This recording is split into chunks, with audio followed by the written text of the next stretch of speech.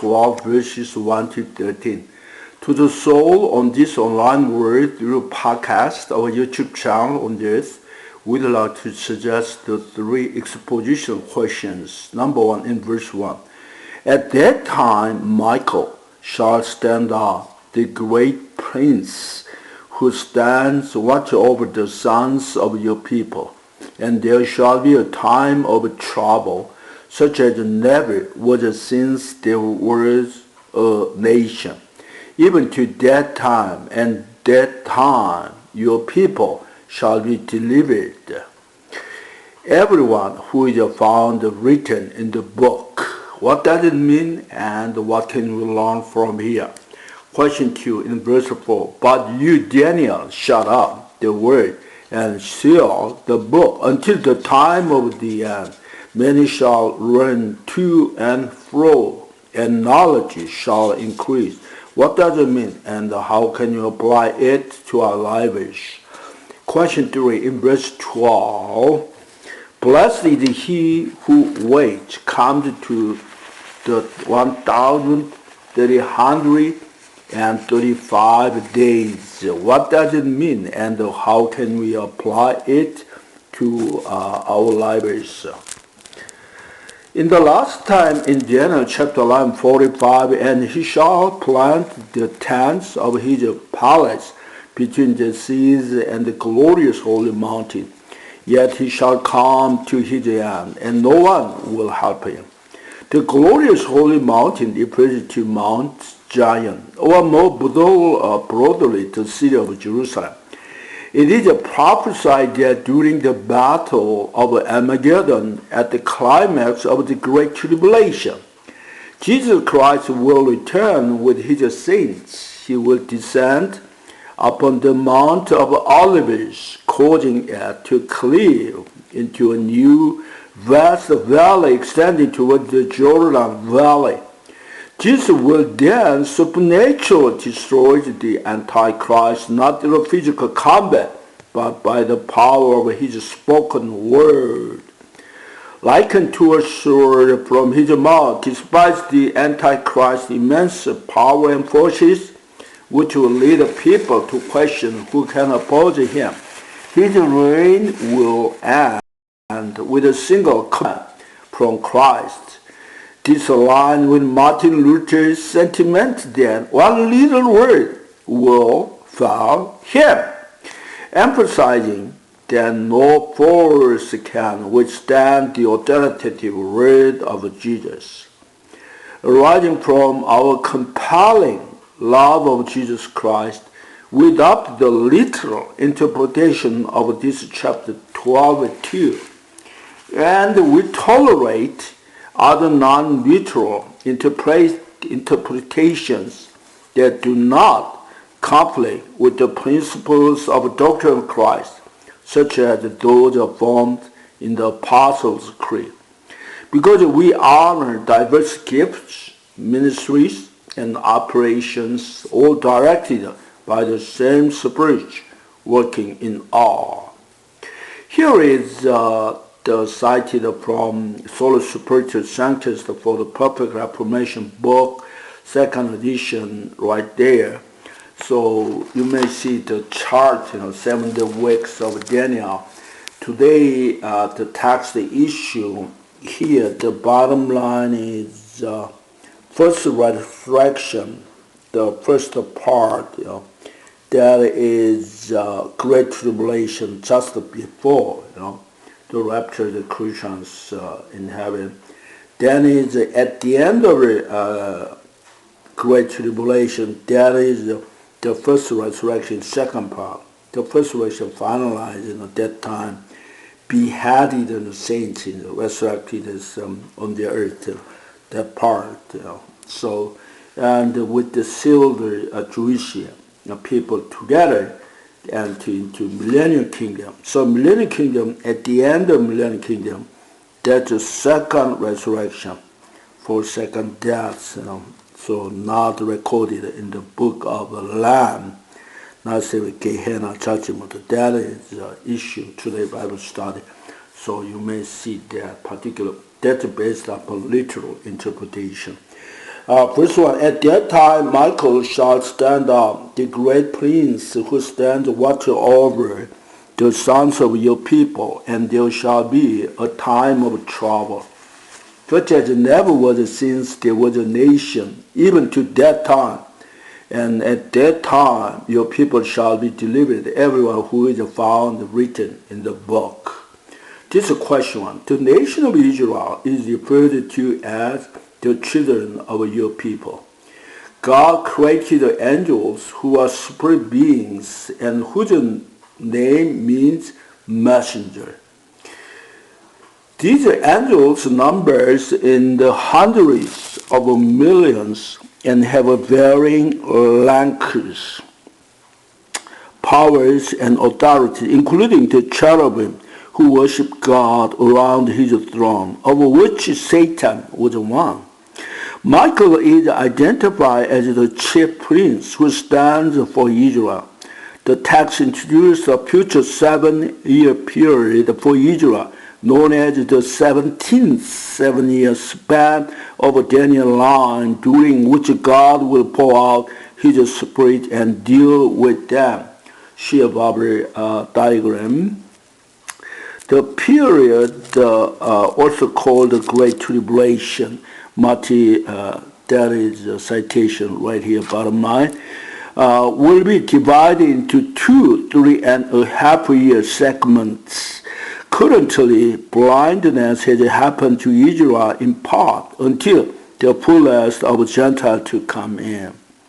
During this future 7-year period, 140,000 of the people of Israel will be sealed. The angel then speaks to Daniel of those whose names are written in the book, who will be delivered in that day, followed by the first resurrection of the last days in conclusion. Verse 2, and many of those who sleep in the dust of the earth shall awake, some to everlasting life, some to shame and everlasting contempt. This text references the resurrection of both the righteous and the wicked, though their eternal outcomes differ. The first resurrection is an ongoing period, beginning with Jesus as the first fruit, and seemingly including the resurrection of many Old Testament saints when Christ rose. This first resurrection will conclude after the tribulation period, when the martyred saints from that time rise to join saints in heaven. Those who participate in this first resurrection are blessed, and the second death will have no power over them. The wicked will not rise until the end of 1,000 years or the millennium kingdom. And anyone whose name is not found written in the book of life will resurrect in the second and face the second death, which is being cast into Gehenna.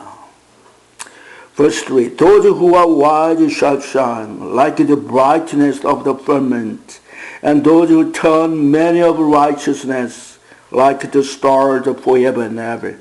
The text states that those who possess wisdom from above and live their lives according to the eternal values will possess great spiritual glory. They will shine with the brightness of the firmament. Those who are leading many to righteousness will shine as the stars forever and ever. This glorious group includes the believers who were dead in the Old Testament time and all New Testament believers who are part of the first stage of the first resurrection in heaven. See above the diagram.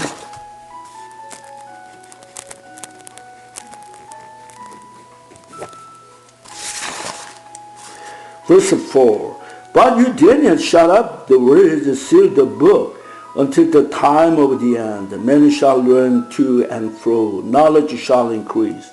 Question to you. The book of Daniel was commanded to be sealed until the time of the end, which is why it is now considered deeply significant.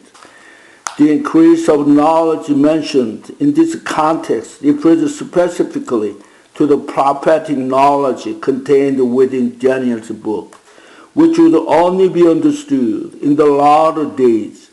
As the event begins to unfold and are set up, Daniel's prophecies become increasingly clearly relevant, revealing both the fulfilled predictions and the potential of things yet to transpire. 5-7. Then I, Daniel, looked, and there stood two others, one on this river bank, on the other on the river bank. And one said to the man clothed in linen, who was above the words of the river, how long shall the fulfillment of those wonders be? Then I heard the man clothed in linen, who was above the words of the river, when he held up his right hand and he leapt down to heaven, and swore by him who liveth forever, and it shall be for times and half times, and when the power of the holy people has been completely shattered, all these things shall be finished.